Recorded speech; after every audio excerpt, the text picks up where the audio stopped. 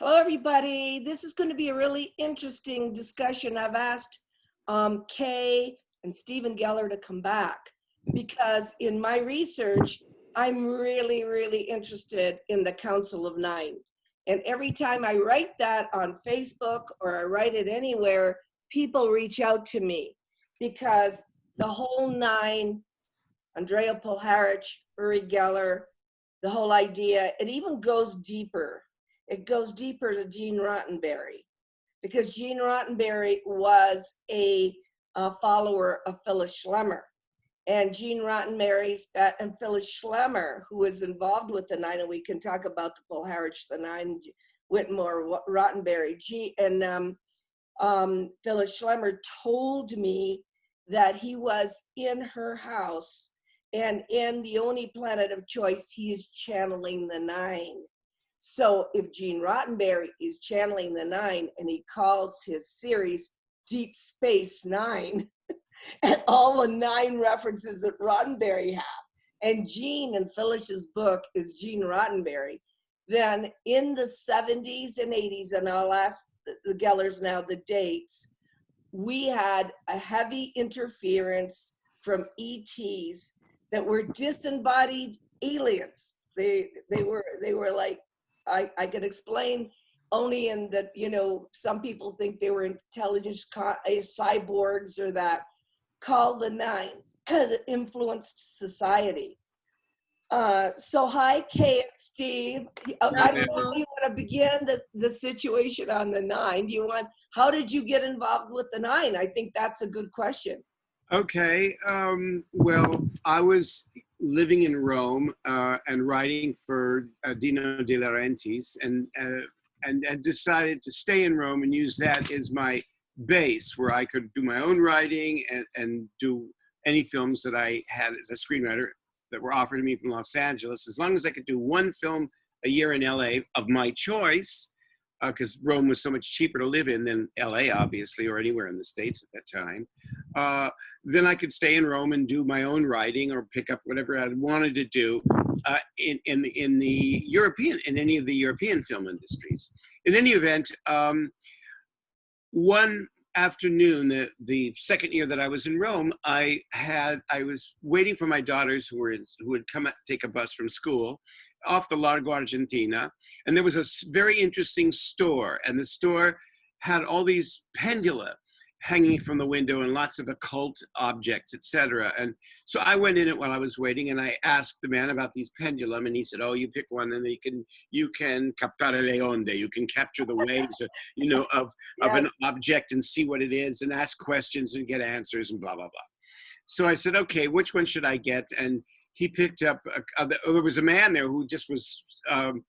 Looked very serious and dressed in a suit and good haircut and older. And he said, "Let me just see." And he didn't work there. He just was a customer. And he started playing with these different pendulum. They were turning clockwise, counterclockwise. They were doing all sorts of stuff in his hand. I thought, this is wild.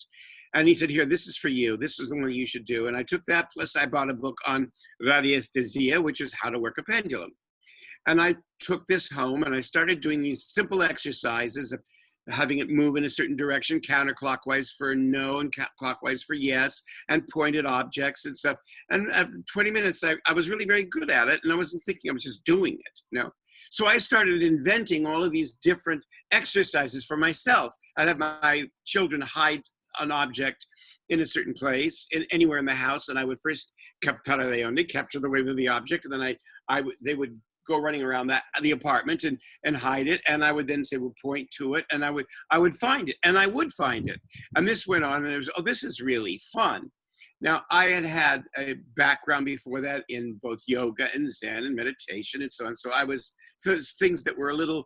Were you part of the Yogananda movement at all? No, not at all. No, I mean, I knew Paramahamsa Yogananda very well. I know his writing, and of course, and I visited the Yogananda Institute in Los Angeles because he was the first places he went to. But no, I was not. I didn't study that. That's another. But that's another issue. Okay. In any event, but I was just totally open to accept this and so on. So I spent the first 6 weeks doing all sorts of exercises, and I went through all the books, and I started buying other pendulum as well, and doing other kinds of exercises that were a lot more interesting, like taking a picture of a place and trying to find it on a map. Just have someone write the name of it, and then and then pick up the wave of that name and put it over a map. Not even look at the map, and just have the pendulum just kind of wander and stop, and there it was. And then I started doing that exercises with time as well, until finally I could pick up an object and describe the owner of the object and the history of the object and even date it. And then I started doing the same thing with events. And this went on over a 6-month period until it got kind of wonderfully bizarre, because I was in effect time tripping with it until I found that I no longer really needed the pendulum, that I could just do it with my hand. By yes, it would stop. My finger would stop on my wrist, or if it was a no, it would keep going. Or I could just follow the movement of my hand to kind of go out to answer whatever question I wanted. I could already feel the vibration of my fingertips. How do you do yes and no on your hand? Oh, very simple. If it's yes, it'll stop. I'm just doing this on my hand. And if it's yes, my finger will stop. If it's no, it'll just keep going. Your name? There it is. There's a yes.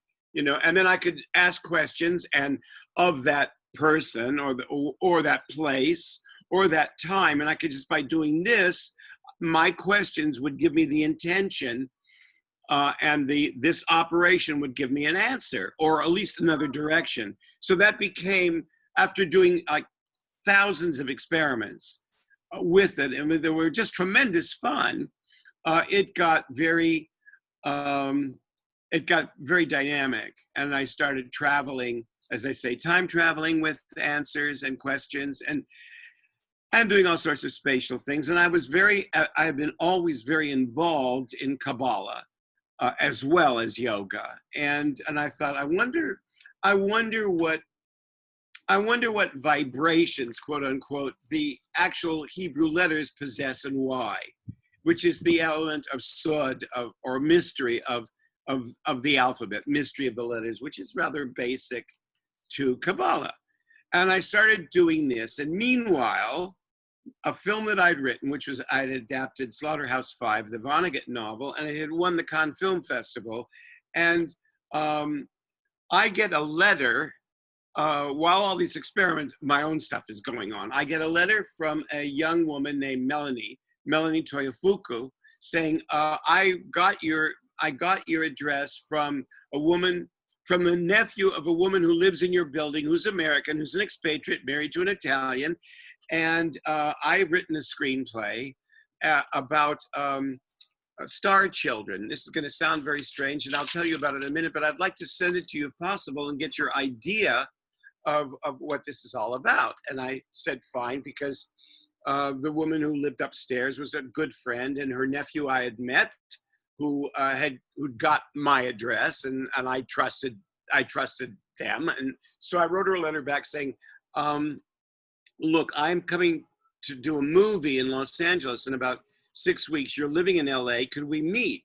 I'll have read your script. I'll answer your question. Meanwhile, I have some questions which had to do, I don't have to go into all of that. That's less important, but they were ufological.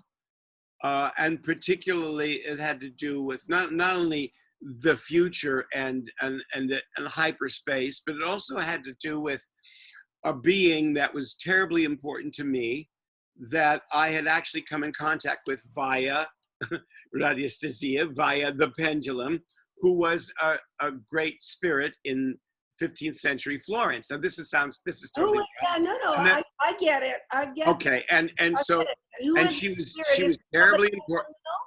Okay, she was very important to me, and actually one afternoon materialized in my apartment. We had after 6 months of talking back and forth, there she was, and it's famous. Yes.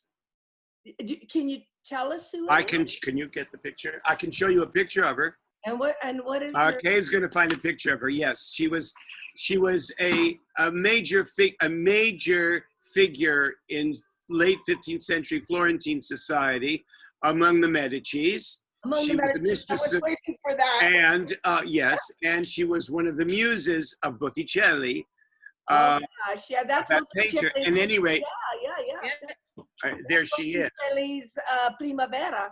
You got it. That's That's Flora. spring. Yes. Well, that's my The lady. galleries. Yes. And there That's she. her. So yeah. Oh yeah. And